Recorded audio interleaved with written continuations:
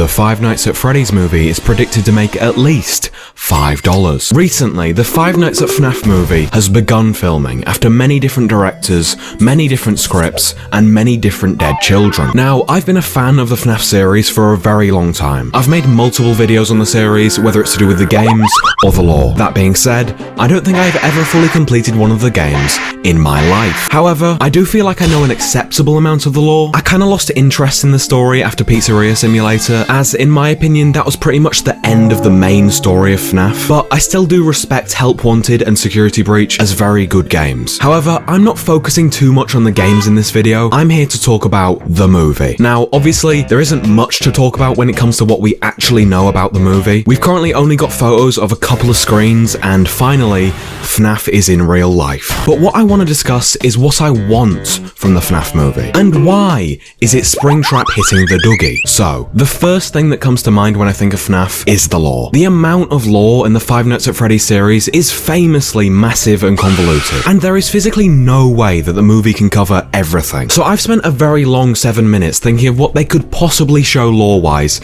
in this movie. First of all, I don't think that they're going to focus on anything past Pizzeria Simulator. The whole idea of Glitchtrap and Vanny heavily relies on the context that you are playing a video game. If they somehow adapted it to make sense in the movie, then maybe. However, I think if they decide to change anything that the fans have settled on as being canon, there's going to be a lot of backlash. It's just inevitable. So, with that being said, I believe the story of this movie will first focus on the early days of Freddy Fazbear's Pizza and the Afton family, which will show us how William became a killer and how Michael caused the chomp of 1983. It will then move on to whenever FNAF 1 happens, and will focus on the missing kids incident. Realistically, this will be the main focus of the film, as it's the most well-known game, and it just kind of makes sense for a horror movie.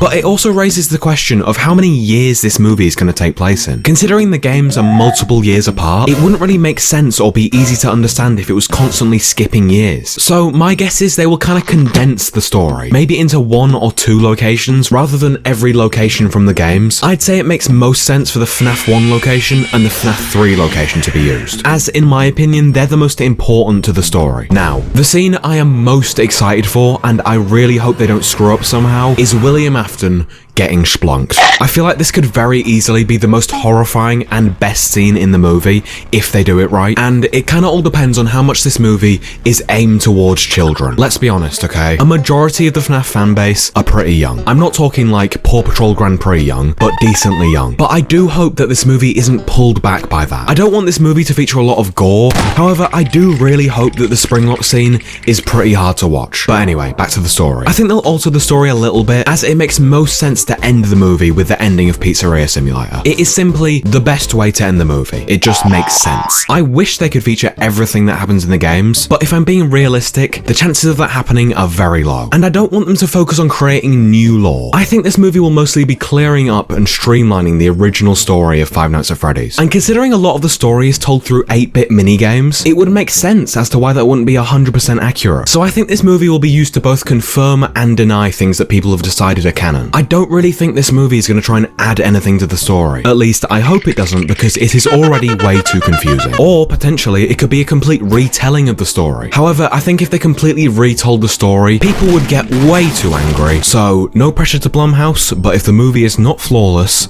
airstrikes will be launched. But in reality, I don't think the story is the thing I'm most excited for in this movie. I'm most excited about the characters. I think the FNAF characters are the best part of the series. I just love the design so much, and seeing them in a movie will be so cool. Considering I think this movie will mostly focus on the original game's characters, with obviously a few exceptions, there won't be every single FNAF character in it. And I could just tell you who I think would be in it, but I think instead, I'm gonna bring back a MewZe classic. That's right, get ready to do 23 consecutive backflips. This is the MewZe FNAF characters that I think have a decently high chance of being in the FNAF movie tier list. First up, Frank. Considering the movie is called Five Nights at Frank's, I'd say he has a 50-50 chance of being in the movie. C tier. Next, Barrelton Bunny. This is the Luigi of the FNAF series. B tier. Chicken Beast. I think this will be the scariest character in the movie. A tier for the Chicken Beast. Foxy. Considering Foxy is almost everyone's favourite character in the first game, I'm going to say that I don't like them, so I'm perceived as different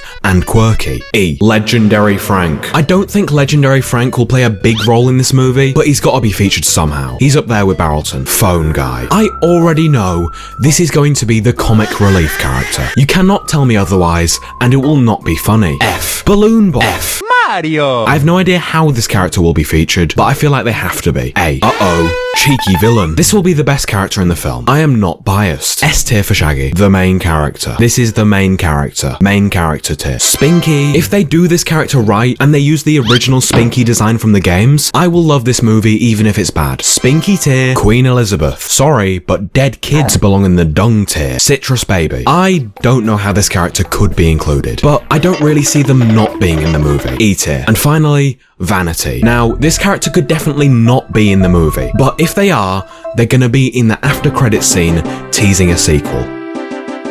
F. This has been my putrid list. If you enjoyed my putrid list, comment putrid list enjoyed. Now, arguably the most important part of this movie will be the type of horror they do. While they could just make a generic horror movie set in the FNAF universe, considering how many scripts this movie has gone through, I don't think that'll be the case. But what will it be like then? Will it be following Michael the whole time and be focused on him surviving 5 nights at the pizza place? I forgot the name. Or will it be more of an abstract horror movie, a psychological one, that messes with your mind and has you figuring out the story? Considering how much of a part theories have in the FNAF games, with stuff like the 8-bit minigames and countless secrets, the audience might have to figure out the real story of this movie themselves. I think there will be jump scares. I know a lot of people see jump scares as cheap and not real horror, but jump scares are the most iconic part of this entire series, so honestly, it would be weird if it didn't. Also, I know this isn't likely, but if they were to incorporate some sort of analog horror elements into this film, it would be amazing. I've always been a huge fan of analog horror, and as proven by videos like the FNAF VHS series by Sprinky McGroinbo, the genre works perfectly with the Five Nights at Freddy's setting. Also unrelated, but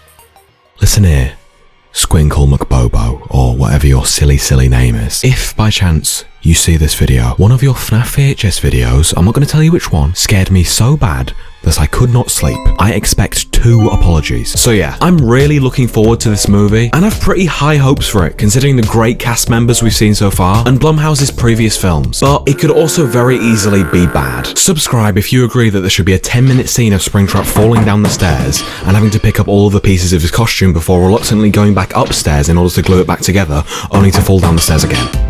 Wait, don't go anywhere, okay? I'm not done. The video's not ended. Just because the music starts doesn't mean I'm done.